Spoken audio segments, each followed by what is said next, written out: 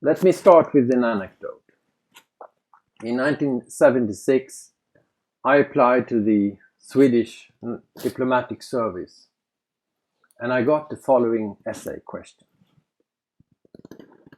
Set out the background to the Middle East conflict, the current situation, and future prospects. I was completely flabbergasted. I was not at all prepared for this question. And I didn't get into a panic, but I certainly didn't do as well on the test as I could have done. It is perhaps a question which may seem unfair to you and felt unfair to me at the time, to put to a person applying for a diplomatic service. It was particularly unfair to me, I thought, because I had actually done a lot of work on the Middle East in the context of my dissertation, which was then underway. But I didn't have the tools, analytical software or other tools, in order to be able to zoom out properly and deal with the question in the way that I now understand is necessary. And I think that as time has gone by, this methodology of being able to zoom out and structure your analysis through a comprehensive approach method is becoming ever more important.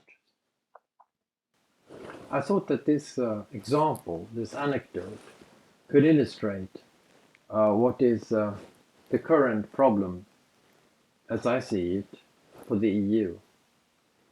We need more people who can zoom out and see the European and the global situation at large and put EU money to work in a more intelligent way. For this, we need obviously to boost the recruitment to the EU services, to the national administrations, to NGOs and others who care about these issues. And in order to boost that recruitment and train people once they get into the services and promote the right people, both from the periphery of Europe, more women, etc., there is a need for a methodology. There is a need for something more than just putting forward and polishing on the CVs of people. So this is what these blogs, video blogs, text blogs, and other elements of my website now will focus on under the heading of my comments. How can we better prepare ourselves when we enter an application for an EU job or for a job with someone else dealing with the EU?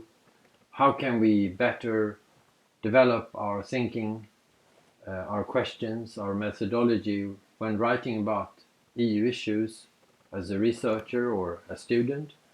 How can we do the same when we prepare briefings, policy documents, etc., for the hierarchy once inside the institutions?